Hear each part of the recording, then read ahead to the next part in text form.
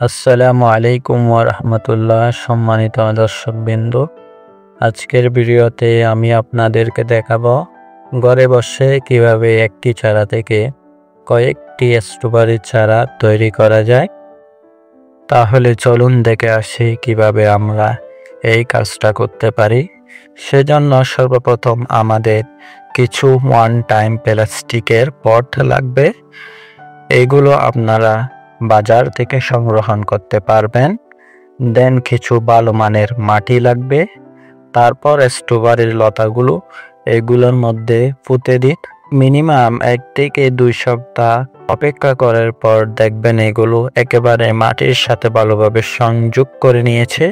তখন আপনারা এটা স্ট্রবেরির চারা থেকে আলাদা করে নিতে পারবেন। একটা বিষয় অবশ্যই মনে রাখবেন, এই পদ্ধতিটা যদি আপনারা ফলো না করেন, যদি আপনারা স্ট্রবেরির লতাগুলো কেটে অন্য স্থানে লাগানোর চেষ্টা করেন, তাহলে দেখা যাবে কয়েক ঘন্টা বা একদিনের মধ্যে এই লতাগুলো শুকিয়ে গেছে।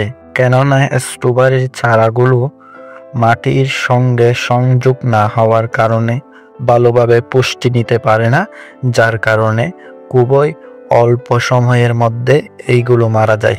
সেজন্য আমাদের উল্লেখিত পদ্ধতিটা ফলো করতে হবে।